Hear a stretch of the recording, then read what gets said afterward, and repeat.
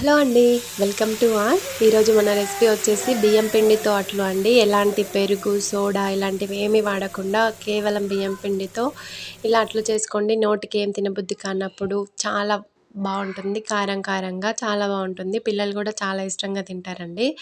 ఇప్పుడు నేను ఒక గిన్నెలోకి బియ్యం పిండిని తీసుకున్నాను. వీడియో మాత్రం ఎక్కడ స్కిప్ చేయకుండా చూడండి. అలాగే మన ఛానల్ని సబ్స్క్రైబ్ చేసుకోని వాళ్ళు ఉంటే సబ్స్క్రైబ్ చేసుకోండి.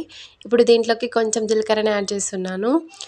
ఇప్పుడు ఇవి అట్లనేవి ఓన్లీ రాతండి దాని మీదనే వస్తాయండి, నాన్ స్టిక్ వాటి మీద రావు.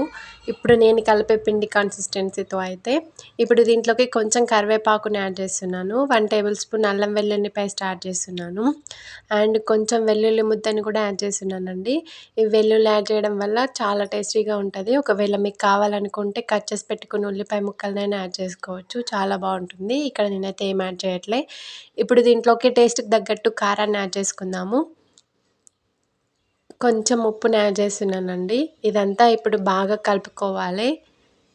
కొంచెం కొత్తిమీరని యాడ్ చేసుకొని ఈ పిండినంతా మొత్తం కలిసేంత వరకు బాగా కలుపుకుందామండి. ఇలా పొడి పిండిని వాటర్ ఏం యాడ్ చేయకుండా ఇలా మొత్తం కలుపుకోవాలి.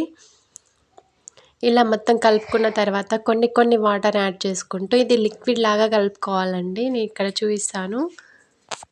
ఇలా కొన్ని వాటర్ని యాడ్ చేసుకుంటూ కొన్ని వాటర్ని యాడ్ చేసుకుంటూ పిండిని కలుపుకోవాలండి. ఒకటేసారి వాటర్ యాడ్ చేస్తే మనకు వాటర్ అయిపోతుంది. ఇలా కొన్ని యాడ్ చేసుకుంటూ చూపిస్తున్నాను కదా, ఇక్కడ ఈ కన్సిస్టెన్సీలో కలుపుకోవాలి. నేను ఇట్లా టీ గ్లాస్తో చూపిస్తున్నాను చూడండి. ఇలా ఈ కన్సిస్టెన్సీ తోటి కలుపుకుంటే అట్లా అనేవి చాలా మంచిగా వస్తాయి. ఇప్పుడు ఈ పిండిని ఒక 15 మినిట్స్ వరకు బాగా కొంచెం నానబెట్టనిద్దామండి. అప్పుడే అట్లా అనేవి చాలా బాగా వస్తాయి. ఇప్పుడు ఒక 15 మినిట్స్ తర్వాత ఇప్పుడు స్టవ్ ఆన్ చేసుకొని ఒక రాతండి అట్టి మీదనే వస్తాయండి. ఒకవేళ నాన్ స్టిక్ తీసుకుంటే అతుక్కపోతాయి, ఎందుకంటే మనం దాంట్లో పెరుగు, సోడా ఇలాంటివి ఏమి కలపలే కాబట్టి. ఇప్పుడు ఇలా బాగా కలుపుకోవాలి, వాటర్ ఏమీ లేకుండా. కొంచెం ఆయిల్ స్ప్రెడ్ చేయాలండి పెనంకి. ఆయిల్ స్ప్రెడ్ చేసిన తర్వాత ఇలా గ్లాస్ తీసుకొని ఇలా చుట్టూ వేసుకోవాలి. పెనం అనేది హీట్గా ఉండాలండి. హీట్గా ఉన్నప్పుడే మంచిగా కాలుతుంది, పర్ఫెక్ట్గా వస్తుంది. ఒకవేళ పెనం అనేది హీట్గా లేకపోతే అతుక్కపోతుంది. ఇప్పుడు దీన్ని ఒక ప్లేట్ తోటి కవర్ చేస్తున్నానండి. ఆవిరితోటి తొందరగా ఉడికిపోతాయి అన్నమాట. అట్లనేవి ఇలా ప్లేట్ తోటి కవర్ చేస్తున్నాను. పైన ఇంకా ప్లేట్ పెట్టుకుందాము. ఒక 5 మినిట్స్ తర్వాత ప్లేట్ అనేది పక్కకు తీసేసుకుందాము. ఇప్పుడు పైనంగా కొంచెం ఆయిల్ అనేది స్ప్రెడ్ చేసుకుందామండి. చుట్టూ అంచులెమ్మటి ఆయిల్ అనేది స్ప్రెడ్ చేసుకుంటూ ఇలా తిప్పేసుకుందాము. చూసారు కదా, ఇలా మొత్తం నీట్గా వచ్చేస్తుంది అలా ఆయిల్ అనేది స్ప్రెడ్ చేయడం వల్ల. ఇలా వెనక సైడ్ కూడా మంచిగా కాలనిద్దామండి. ఆ పిండి అనేది బాగా ఉడికిపోవాలి. ఇది వేడిగా అయితే చాలా క్రిస్పీగా ఉంటుందండి. ఒకవేళ చల్లారితే కొంచెం మెత్తగా అయిపోతాయి, కానీ దేంట్లోకైనా చాలా బాగుంటుంది. ఇప్పుడు నెక్స్ట్ కూడా అలానే కొంచెం ఆయిల్ స్ప్రెడ్ చేసుకొని ఒక గ్లాస్ తీసుకొని ఇలా వేసేసుకోవడమే. ఇలా అన్నిటిని చేసేసుకోవడమే అనమాట. చాలా బాగుంటుందండి. నోటికి ఏం తినబుద్ధి కానప్పుడు అప్పటికప్పుడు ఇలా ప్రిపేర్ చేయొచ్చు. పిల్లలు అయితే చాలా ఇష్టంగా తింటారు. ఇంట్లో ఏ టిఫిన్ పిండి లేకపోయినా ఇలా ఒకసారి ట్రై చేసి చూడండి, చాలా బాగా వస్తాయి.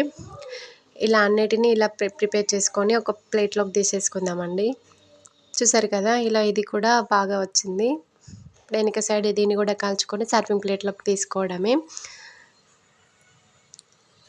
చూసారు కదండి, ఎంతో టేస్టీ బియ్యం పిండితో అట్లు అయితే రెడీ అయిపోయినట్టే. చాలా బాగుంటుందండి. ఒకసారి మీరు ట్రై చేసి చూడండి. ఇవి వేడిగా ఉన్నప్పుడైతే క్రిస్పీగా ఉంటాయి, ఒకవేళ చల్లారితే మాత్రం కొంచెం మెత్తగా అయిపోతాయి అన్నమాట. ఏ కర్రీలోకైనా చాలా బాగుంటుందండి. చికెన్ సూప్ అయినా, మటన్ అయినా, ఏ కర్రీలోకైనా చాలా బాగుంటుంది. పిల్లలైతే ఉత్తదైనా తినేస్తారు, అసలు పక్కకి ఏం స్టఫ్ లేకపోయినా అవసరం లేదు. చాలా బాగుంటుంది. ఒకసారి మీరు ట్రై చేసి చూడండి. అలాగే నా ఛానల్ని సబ్స్క్రైబ్ చేసుకోవడం మాత్రం మర్చిపోకండి. మన ఛానల్ని సబ్స్క్రైబ్ చేసుకోవడం వల్ల ఇంట్లో ఉండే వాటితో డిఫరెంట్ టైప్స్ ఆఫ్ ఎలా ప్రిపేర్ చేసుకోవాలో చూపిస్తాను. Thank you for watching.